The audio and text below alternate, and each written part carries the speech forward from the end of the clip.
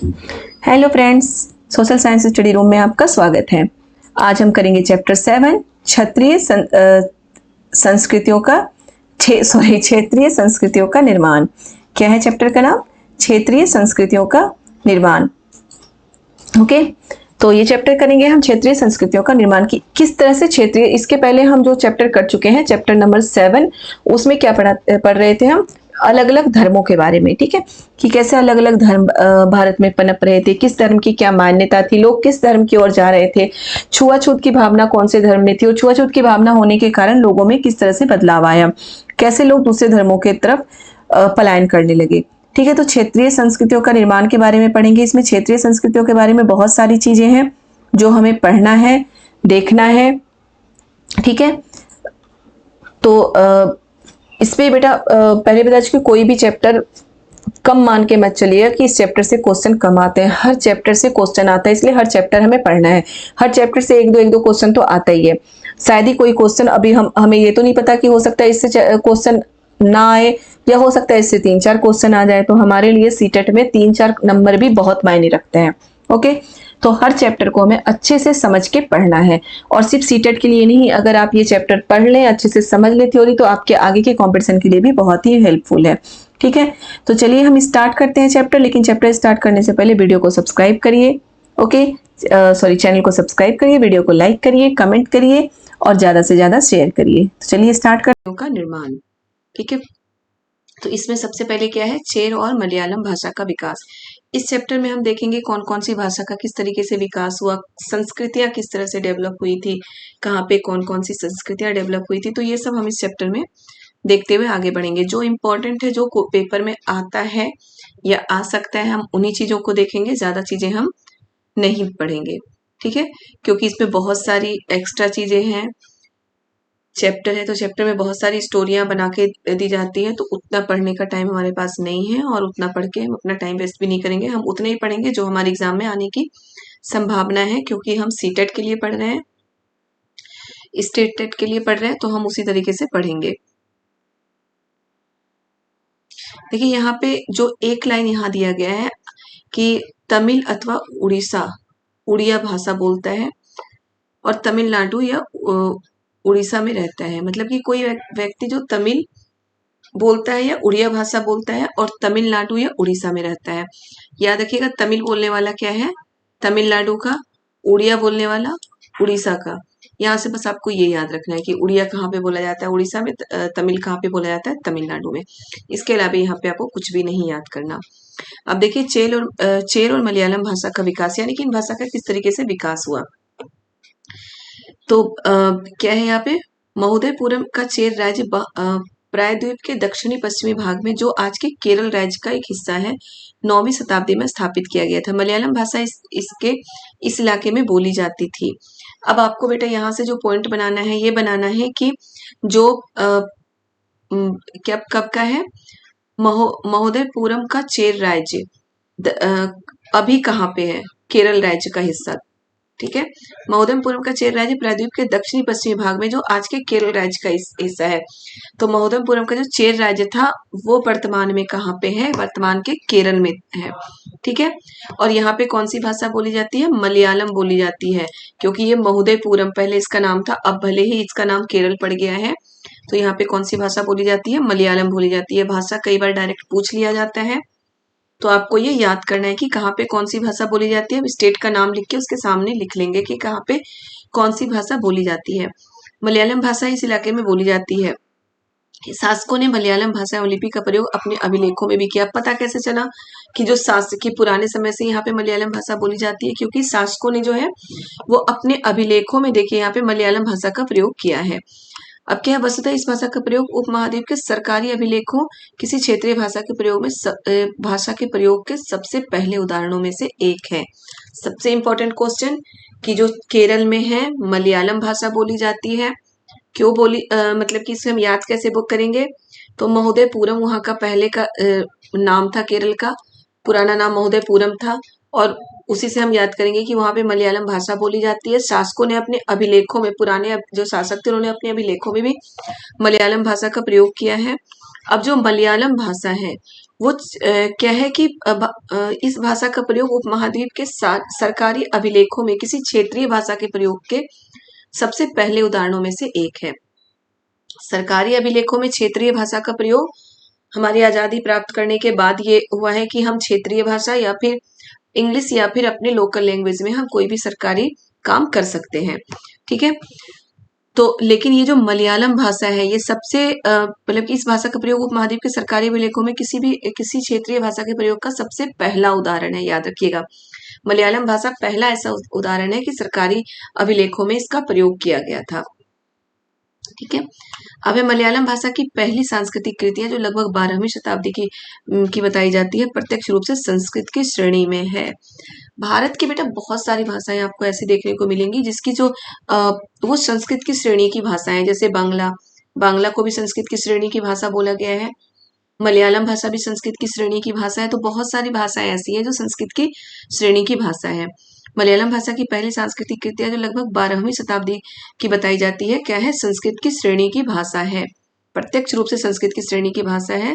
लिख लेंगे, याद कर लेंगे।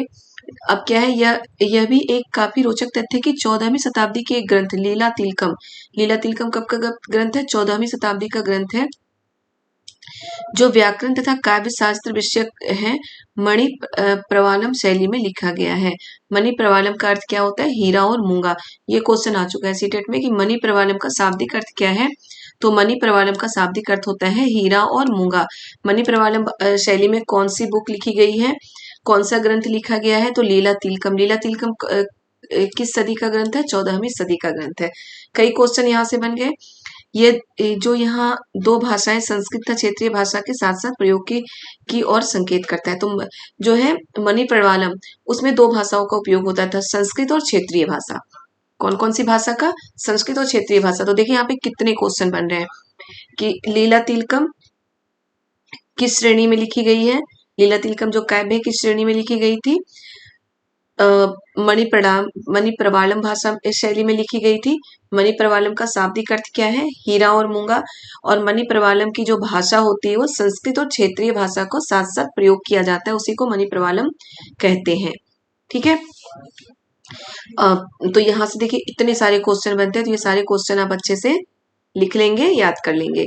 ठीक है, मणि प्रवालम, लीला तिलकम मणि प्रवालम श्रेणी में लिखी गई है। लीला तिलकम किस सदी का ग्रंथ है? 14वीं सदी का ग्रंथ है। मणि प्रवालम का शाब्दिक अर्थ क्या है? हीरा और मूंगा। और जो मणि प्रवालम श्रेणी है ये संस्कृत और क्षेत्रीय भाषा के प्रयोग की ओर संकेत करता है, मतलब इन दोनों का प्रयोग इसमें होता है। ओके, अब आगे देखिए, शासक और धार्मिक परंपराएं जगन्नाथी संप्रदाय। जगन्नाथ मंदिर पुरी में है, याद रखिएगा, जगन्नाथी संप्रदाय जगन्नाथ मंदिर पुरी में है। वहां पे लकड़ी के जगन्नाथ जी की मूर्ति बनाई जाती है। ठीक है, और मूर्ति बनाने वाले कौन होते हैं? जो वहां पे जनजाति लोग होते हैं, वो वहां की जगन्नाथ जी की मूर्ति बनती है, उसी मूर्ति की फिर पूजा होती है। रथ यात्रा आपने सुना होगा, जो रथ यात्रा निकलता है वहां पे जो जनजाति लोग हैं वही मूर्ति बनाते हैं लकड़ी की, और उनकी वहां पे क्या होती है? पूजा होती है। तो चलिए हम देखते हैं आगे। और ये कहाँ पे है? उड़ीसा में है, याद रखिएगा, पूरी उड़ीसा में है जगन्नाथ। इस प्रक्रिया का क्या है? अन्य क्षेत्रों में सांस्कृतिक संस्कृतियां क्षेत्रीय धार्मिक परंपराओं से विकसित हुई। इस प्रक्रिया का सर्वोत्तम उदाहरण है ना, क्षेत्रीय धार्मिक परंपराओं से विकसित हुई। इस प्रक्रिया का सर्वोत्तम उदाहरण पूरी उड़ीसा में जगन्नाथ का संप्रदाय है। ठीक है, जो जगन्नाथ संप्रदाय है, जगन्नाथ का शाब्दिक अर्थ दुनिया का मालिक, जो विष्णु का पर्यायवाची है। ठीक है, जगन्नाथ विष्णु के रूप है। आज तक जगन्नाथ की काष्ठ प्रतिमा स्थानीय जनजातियों द्वारा बनाई गई है। मैं आपको बता चुकी हूँ अभी, जगन्नाथ की लकड़ी की काष्ठ की मूर्ति बनाई जाती है, काठ की जिसे हम बोलते हैं, वो किसके द्वारा बनाई जाती है? स्थानीय जनजातियों द्वारा बनाई जाती है। उसी मूर्ति के साथ रथ यात्रा निकलती है। ठीक है, अब देखिए क्या है कि जगन्नाथ जी की मूर्ति बनाई जाती है स्थानीय। इसमें जो मूर्ति बनाई जाती है, 3 मूर्तियां आप देख रहे हैं। इसमें सुभद्रा यानी कि जो विष्णु के अवतार यानी कि कृष्ण की बहन है, सुभद्रा की मूर्ति होती है, कृष्ण की मूर्ति है। और उनके भाई जो थे बलराम जी, उनकी मूर्ति होती है। इन तीनों की मूर्तियां इसमें होती हैं, जो काष्ठ की मूर्ति बनाई जाती है, और इसी से रथ यात्रा वहां पे निकलता है जगन्नाथ पुरी में। याद रखिएगा, उसे पुरी बोलते हैं, जगन्नाथ पुरी बोलते हैं। ये कहाँ पे है? उड़ीसा में है। अब क्या है, उसके बाद 2030 इसमें क्या हो गया था यहाँ पे कि जो भी राजा यहाँ पे, मतलब ये बहुत ही फेमस वहां के लोगों के बहुत ही, जो जगन्नाथ मंदिर है वहाँ के लोगों की भावनाओं से बहुत ज्यादा वो अटैच थे वो लोग वहां पे। तो इसलिए 12वीं शताब्दी में गंग वंश के एक अत्यंत प्रतापी राजा अनंत वर्मन ने पुरी में पुरुषोत्तम जगन्नाथ के लिए एक मंदिर बनवाया था। ठीक है, यहाँ पे जो मैं आपको बताना चाहती थी कि जो लोग वहां से बहुत ज्यादा अटैच थे, इसलिए जो भी वहां पे शासन करते थे वो सबसे ज्यादा ध्यान उन मंदिर पे देते थे और मंदिर के लिए कुछ ना कुछ वो जरूर करवाते थे, ताकि लोगों की, मतलब कि लोगों की सहानुभूति उन्हें मिल सके। ठीक है, अब देखिए जगन्नाथ मंदिर किसने बनवाया था। 12वीं शताब्दी में गंग वंश के एक अत्यंत प्रतापी राजा अनंत वर्मन ने पुरी में पुरुषोत्तम जगन्नाथ के लिए एक मंदिर बनवाया था। याद रखिएगा, जगन्नाथ मंदिर किसने बनवाया था। गंग वंश के राजा थे अनंत वर्मन। ठीक है, गंग वंश के राजा थे अनंत वर्मन, जिन्होंने पुरुषोत्तम जगन्नाथ के लिए एक मंदिर बनवाया था। उसके बाद 1230 में राजा अनंग भीम तृतीय ने अपनी राज्य पुरुषोत्तम जगन्नाथ को अर्पित कर दिया और स्वयं को जगन्नाथ का प्रति नियुक्त घोषित किया। ठीक है, यहाँ से देखिए क्या क्या क्वेश्चन बनते हैं कि जो जगन्नाथपुरी की मंदिर है, या इतने में कौन कौन से क्वेश्चन बन सकते हैं कि जो जगन्नाथ जी का मंदिर है कहाँ पे है, पुरी में है। पुरी कहाँ पे है, उड़ीसा में है। ठीक है, जगन्नाथपुरी में जो जगन्नाथ जी की मूर्ति होती है वो किस चीज की बनाई जाती है। सोने की, आ सकता है आपके क्वेश्चन, सोने की बनाई जाती है, पीतल की बनाई जाती है, तांबे की बनाई जाती है, अष्ट धातु की बनाई जाती है, या फिर लकड़ी की, कास्ट की बनाई जाती है। तो जगन्नाथ मंदिर जो जगन्नाथ जी की मूर्ति है वो कास्ट की बनाई जाती है। उसे बनाने वाले कौन से लोग हैं, इसमें भी कई ऑप्शन आपको कंफ्यूज करने के लिए दे सकता है, लेकिन इसको बनाने वाले जो स्थानीय जनजाति लोगों के द्वारा ये मूर्ति बनाई जाती है। ठीक है, अब आगे है जगन्नाथ पुरुषोत्तम जगन्नाथ जी के मंदिर को किसने बनवाया था। तो गंग वंश के राजा अनंत वर्मन ने पुरी में पुरुषोत्तम जगन्नाथ जी का मंदिर बनवाया था। और उसके बाद क्या है, ये पुरुषोत्तम जगन्नाथ जी को अपना राज्य किसने समर्पित कर अपने आप को जगन्नाथ का प्रतिनियुक्त घोषित किया। तो कौन थे, 1230 में राजा अनंग भीम। ठीक है, अनंग भीम 1230 में राजा अनंग भीम ने अपना पूरा राज्य जगन्नाथ जी को समर्पित कर दिया और उन्हें अपने आप को जगन्नाथ का प्रतिनियुक्त घोषित किया। ठीक है बेटा, यहाँ से इतने सारे क्वेश्चन बनते हैं, प्लीज आप नोट करते जाइए। मैं बार बार बोलती हूँ, नोट करते जाइए। अगर आप कभी भी कुछ काम करते हुए वीडियो देख रहे हैं तो बिल्कुल वीडियो देखिए। मैं हमेशा बोलती हूँ कि आपको 2-3 बार वीडियो देखिए, उसके बाद जब आराम से आप बैठ के वीडियो देखते हैं तो प्लीज पॉइंट नोट करिए, ताकि आपको याद रहे। अगर आप नोट्स बनाते जाएंगे तो आपको बहुत अच्छे से चीजें याद रहेगी। अब देखिए राजपूत और शूरवीरता की परंपराएं। राजपूत के लिए क्या बोला जाता है कि जो राजस्थान है, ऐसा बोला जाता है कि राजस्थान में रहने वाले, मतलब कि राजस्थान में सिर्फ राजपूत ही थे और उन्हीं की वहां पे शासन होता था। तो ये तो सही है, वहाँ राजपूतों का शासन था, लेकिन ऐसा नहीं है कि सिर्फ वहां पे राजपूत ही थे, वहां पे दूसरे जाति के लोग भी रहते थे। तो लेकिन राजस्थान को जाना ही जाता है राजपूतों से। ठीक है, और शूरवीर बहुत होते थे राजपूत, आपको पता है, होते हैं। अक्सर यह माना जाता है कि राजपूतों ने राजस्थान को एक विशिष्ट संस्कृति प्रदान की। अभी मैं बता चुकी हूँ आपको कि राजस्थान को हम राजपूतों के नाम से ही जानते हैं, और इसलिए कहा जाता है कि राजपूतों ने राजस्थान को एक विशिष्ट संस्कृति प्रदान की। ठीक है, तो राजस्थान को विशिष्ट संस्कृति किसने प्रदान की, राजपूतों ने। अब राजपूतों का क्या है कि राजपूत तो शूरवीर होते ही थे। ठीक है, बहुत सारी कहानियां बनी है राजपूतों पे। इन कहानियों में अक्सर नाटकीय स्थितियों और स्वामी भक्त मित्रता, प्रेम, शौर्य, क्रोध आदि प्रबल संवेगों का चित्रण होता था। मतलब राजपूतों के लिए क्या बताया गया था कि स्वामी भक्त भी होते थे, मित्र बहुत अच्छे मित्र होते हैं, प्रेमी बहुत अच्छे होते हैं, शौर्य यानी कि शक्तिशाली होते हैं, और इनको क्रोध भी बहुत ज्यादा आता है, और प्रबल संवेग भी इनमें होता है। ठीक है, तो यहाँ पे यह है कि क्या राजपूत में सिर्फ पुरुष ही ऐसे होते नहीं, स्त्रियां अपने सूरवीर पतियों के साथ, इस राजपूत की जो स्त्रियां होती हैं वो भी बहुत ज्यादा सूरवीर होती हैं।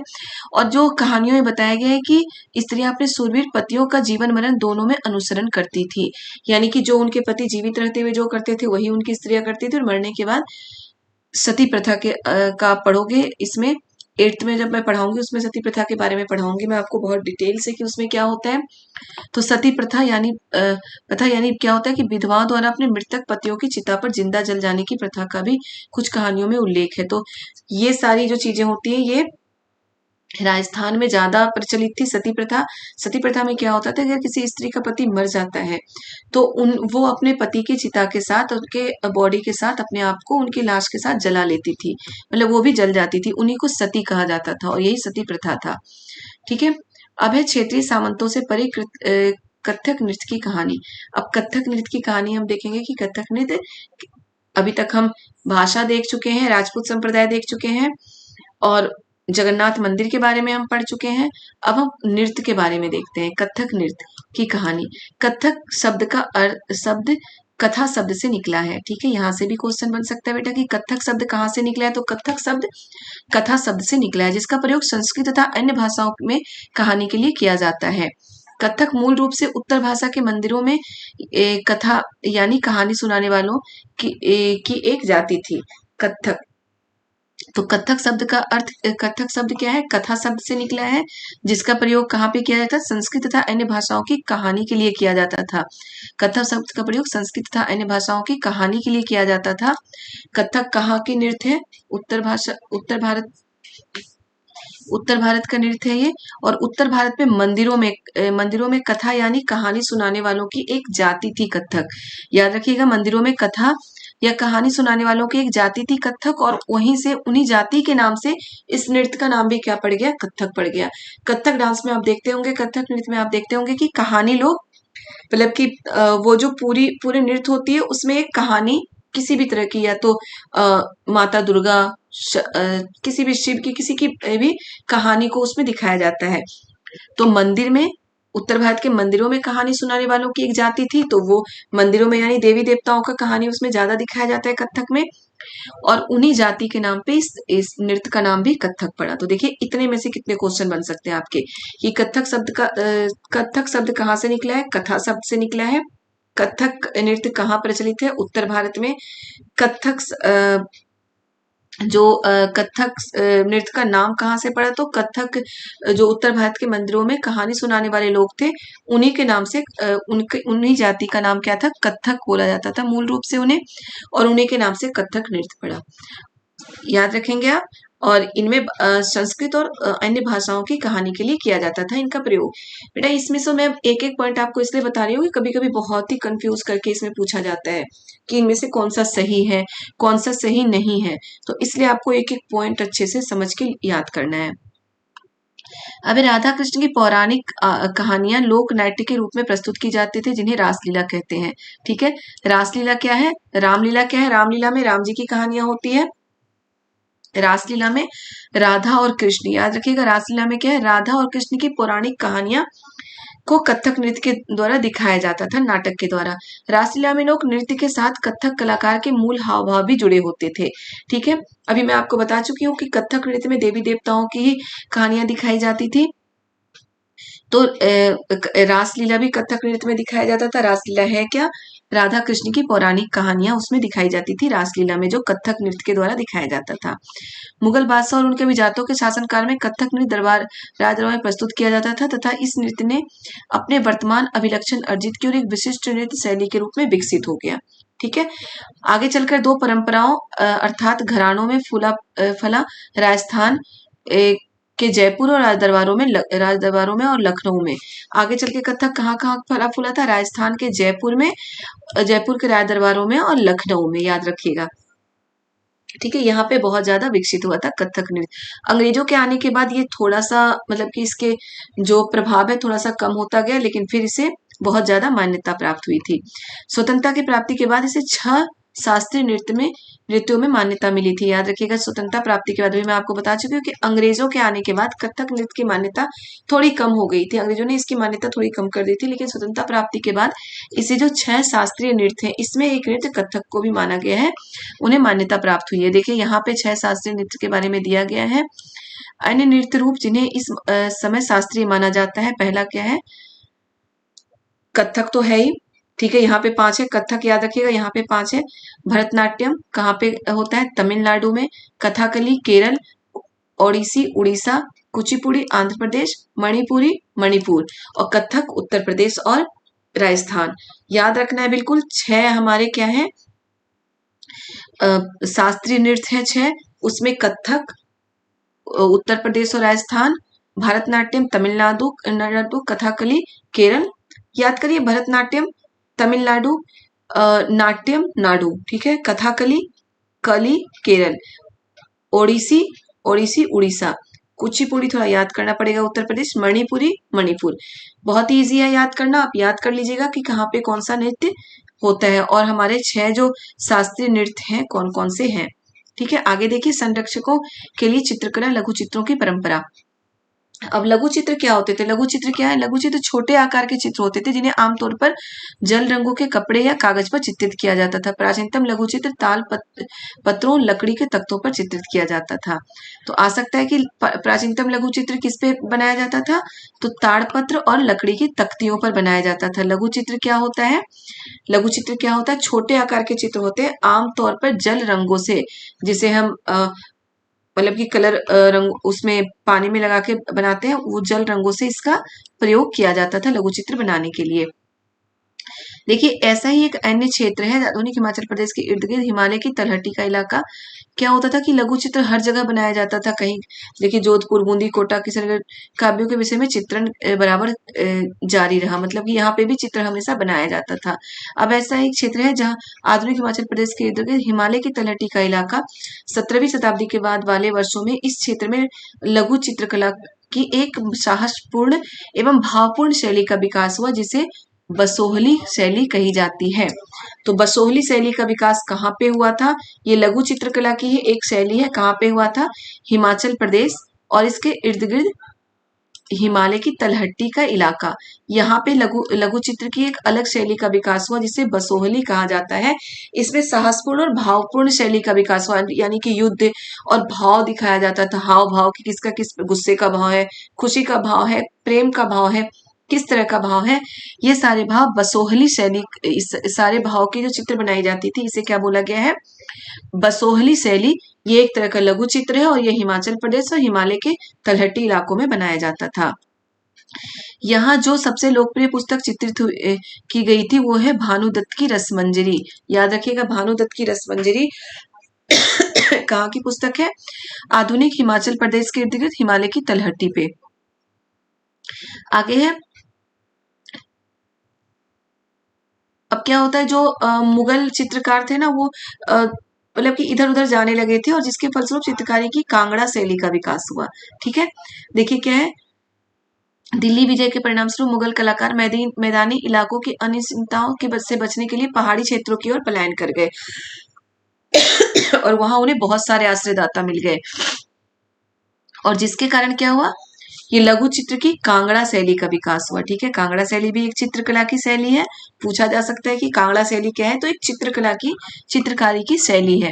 ठीक है, कांगड़ा शैली 18वीं सदी के मध्य भाग तक कांगड़ा के कलाकारों ने एक नई शैली विकसित की, जिन्हें लघु चित्रकारी की एक नई, मतलब लघु चित्रकारी की एक शैली कांगड़ा शैली भी है, ये भी पहाड़ी इलाकों में विकसित हुआ था।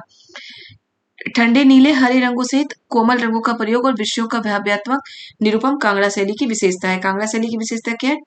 ठंडे नीले, नीले रंग को हम ठंडा रंग कहते हैं ना, गर्मियों में बड़ा अच्छा सा लगता है ऐसे कलर देख के। तो ठंडे नीले और हरे रंगों सहित कोमल रंगों का प्रयोग किया जाता था। कांगड़ा शैली की ये विशेषता थी कि इसमें कोमल रंगों का प्रयोग किया जाता था, नीला, हरा और कोमल रंगों का इसमें प्रयोग किया जाता था।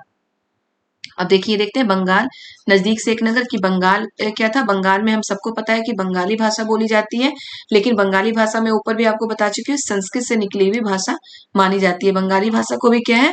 संस्कृत से निकली हुई भाषा मानी गई है। मैं आपको पहले बता चुकी, भारत की बहुत सारी भाषाएं जिसे संस्कृत से निकली हुई भाषा माना गया है और ये प्रूव भी हुआ है कि संस्कृत से निकली गई भाषा है। ठीक है, तो बंगाली भाषा भी संस्कृत से निकली गई भाषा है। अब देखिए, जो इंपॉर्टेंट है मैं वही बता रही हूँ। 1886 में जब अकबर ने इस प्रदेश मतलब 1886 में अकबर ने बंगाल पर अधिकार कर लिया था और बंगाल को क्या बोला गया था? सूबा बोला गया था। ठीक है, सूबा किसे बोला जाता था? बंगाल को बोला जाता था मुगल बादशाह अकबर के अधीन जब बंगाल हो गया था तब। उस समय प्रशासन की भाषा तो फारसी थी। याद रखिएगा, प्रशासन की मुगलों के शासनकाल में प्रशासन की भाषा क्या थी? फारसी थी। ये क्वेश्चन भी बेटा आ चुका है सीटेट में, लेकिन बंगाली एक क्षेत्रीय भाषा के रूप में विकसित हो रही थी। ठीक है, प्रशासन की भाषा फारसी थी, बंगाल पे मुगलों का अधिकार हो चुका था जिसे बंगाल को सूबा बोला जाता था, वहां प्रशासन की भाषा फारसी थी लेकिन क्षेत्रीय भाषा के रूप में वहां बंगाली ही बोली जाती थी। अब है, बंगाली के प्रारंभिक साहित्य की 2 श्रेणियों में बांटा गया है। एक श्रेणी संस्कृत की श्रेणी और दूसरी श्रेणी उससे स्वतंत्र थी। यहाँ से बहुत सारे क्वेश्चन बनते हैं, आपको याद कर लेना है। मतलब बंगाली के साहित्य को दो श्रेणियों में बांटा गया था। एक तो संस्कृत की श्रेणी थी और दूसरी श्रेणी बिल्कुल स्वतंत्र थी। पहली श्रेणी में संस्कृत महाकाव्यों के अनुवाद, मंगल काव्य और भक्ति साहित्य जैसे गौड़ीय वैष्णव आदि क्या है, गौड़ीय वैष्णव आदि के बारे में दिखाया गया है इसमें। ये गौड़ीय वैष्णव आंदोलन के नेता के चैतन्य देव की जीवनियां शामिल है पहली श्रेणी में। और दूसरी श्रेणी में क्या है, दूसरी श्रेणी में नाथ साहित्य शामिल है। याद रखिएगा, बंगाली की जो बंगाल की दूसरी श्रेणी है उसमें बंगाली की दूसरी श्रेणी में नाथ साहित्य शामिल है, जैसे मोनामती, गोपीचंद के गीत, धर्म ठाकुर की पूजा संबंधित कहानियां इसमें, पौराणिक कथाएं इसमें शामिल है। इसमें श्रेणियों में आपको याद रख लेना है, पहली श्रेणी में क्या शामिल थी, तो बंगाली भाषा की दो श्रेणियां ही, साहित्य की दो श्रेणियां थी, बंगाली की प्रारंभिक साहित्य की दो श्रेणियां थी, संस्कृत की श्रेणी और दूसरी स्वतंत्र श्रेणी थी। जो संस्कृत की श्रेणी थी यानी कि पहली श्रेणी में संस्कृत महाकाव्यों के अनुवाद, मंगल काव्य और भक्ति साहित्य जैसे गौड़ीय वैष्णव आदि आंदोलन के नेता के चैतन्य देव की जीवनियां शामिल थी। चैतन्य देव की जीवनियां किसमें शामिल थी, बंगाली साहित्य की पहली श्रेणी में। और दूसरी श्रेणी में क्या था, दूसरी श्रेणी में नाथ साहित्य शामिल थे, जैसे मोनामती, गोपीचंद आदि के बारे में इसमें शामिल था। अब देखिए, पहली श्रेणी के ग्रंथों का काल निर्णय करना अपेक्षाकृत सरल है क्योंकि इनकी कई पांडुलिपियां मिली हुई है।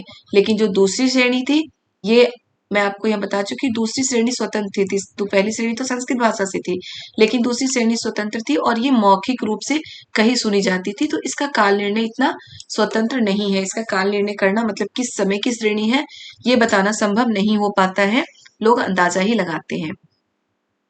ठीक है, देखिए पीर किसे बोला गया, फारसी भाषा का शब्द है जिसका अर्थ है आध्यात्मिक मार्गदर्शक। ठीक है, अब यहाँ पे है पीर और मंदिर। कभी कभी ऐसा समझा जाता है कि इन नेताओं के पास अलौकिक जो पीर होते हैं वो नेता होते थे उनके, मतलब कि उनका क्या होता था कि प्रारंभ में बारह से आकर बाहर से आकर यहाँ बसने वाले लोग इन अस्थिर परिस्थितियों, यहाँ पे बहुत ज्यादा अस्थिर परिस्थिति थी, आपको पता है भारत में, ये सुख सुविधाओं का आश्वासन उन्हें समुदाय के नेताओं से प्राप्त होती। जो उन समुदायों के नेता थे उन्हें ही पीर बोला गया था, उन समुदायों को, नेता को। और ऐसा माना जाता था कि पीरों को अलौकिक शक्तियां प्राप्त है। ठीक है, क्या माना जाता था कि पीरों की अलौकिक शक्तियां प्राप्त है। स्नेह और आदर से उन्हें लोग पीर कहते थे, उन नेताओं को। बंगाल के साधारण ईंटों, अब मंदिरों के बारे में हम देखेंगे, बंगाल में किस तरह के मंदिर बनाए जाते थे। बंगाल में साधारण ईंटों और मिट्टी गारे की अनेक मंदिर निम्न सामाजिक समूहों जैसे कालू, कंसारी आदि के समर्थन में बने हैं। पहले क्या होता था बंगाल में कि मिट्टी और गारे की अनेक मंदिरें बनाई जाती थी, फूस के छप्पर डाले जाते थे उस पे, और ये निम्न जाति के निम्न सामाजिक समूह, जो छोटे सामाजिक समूह थे, उनके द्वारा बनाया जाता था। कालू और कंसारी, तेली और कंसारी, घंटा धातु के कारीगर, ठीक है, आदि के समर्थन में बनाए जाते थे। तो ये क्वेश्चन आ सकता है कि बंगाली में मतलब बंगाल में पहले किस तरीके के मंदिर बनाए जाते थे, या फिर गारी मिट्टी के मंदिर किसके समर्थन में बनाए जाते थे, तो कालू और कंसारी के समर्थन में बनाए जाते थे। ठीक है, या फिर ये भी आ सकता है कि मिट्टी गारे की मंदिर कहाँ बनाया जाता था, तो बंगाल में बनाया जाता था मिट्टी गारे की मंदिर।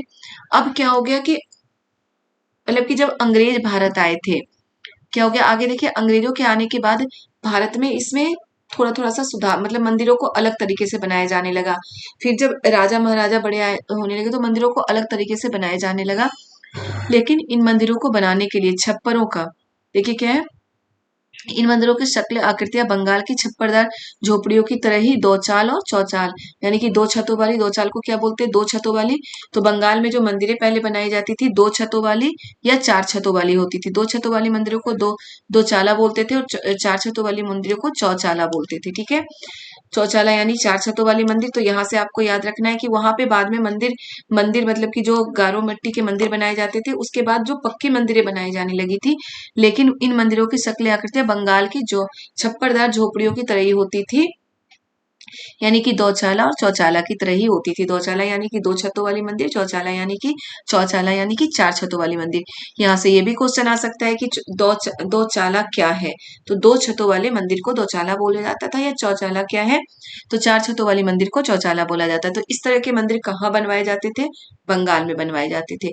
निम्न सामाजिक समूह द्वारा बनवाए जाते थे, कालू और कंसारी सामाजिक समूह द्वारा बनवाए जाते थे। बाद में इन मंदिरों में मतलब मंदिरों को पक्का बनाया गया, लेकिन उसमें ये दो चाला और चौचाला की परंपरा शामिल ही रही थी। अब आ गए मछली भोजन के रूप में। तो बंगाल में क्या था, मछलियों का बहुत ज्यादा फेमस है। वहां मंदिरों में देखिए मछली काटती हुई औरतों को दिखाया गया है। मछली पकड़ना वहां का प्रमुख धंधा रहा है बंगाल का, ठीक है। बंगाली साहित्य में मछली का स्थान स्थान पर उल्लेख मिलता है, लेकिन ब्राह्मणों को मछली खाने की अनुमति वहां नहीं थी। वहां मछली बहुत फेमस, और वहां पे क्या है कि अ, शुभ माना जाता है मछलियों को, लेकिन उसमें ब्राह्मणों को मछली खाने की अनुमति नहीं थी। लेकिन सबसे जो पहला पुराण बृहद धर्म पुराण, जो बंगाल की रचित 13वीं शताब्दी की संस्कृत ग्रंथ है, ने स्थानीय ब्राह्मणों को कुछ खास किस्म को मछली खाने की अनुमति दी थी। तो याद याद करिए 13वीं शताब्दी का बंगाली संस्कृत में रचित ग्रंथ कौन सी है, बृहद धर्म पुराण है।